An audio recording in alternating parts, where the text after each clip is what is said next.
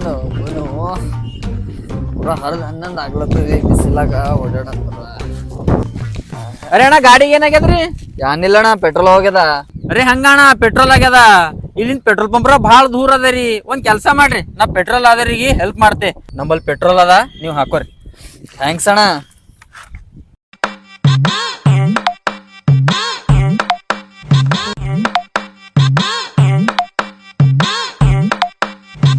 ಅರೆ ಪಾಪ ಅವ ಎಷ್ಟು ಒಳ್ಳೆ ಮನುಷ್ಯನ.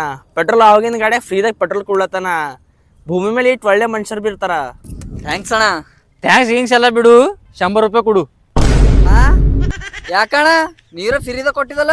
ಹಾ, ನಾ ಹೇಳಿದೆ ನಿನಗ ಫ್ರೀದಾಗ ಕೊಡ್ತೆ ಅಂತ ಹೇಳಿ. ಅದೆಲ್ಲ ಹೇಳ್ಬೇಡ, ಸೀದಾ 100 ರೂಪಾಯಿ ತಾ.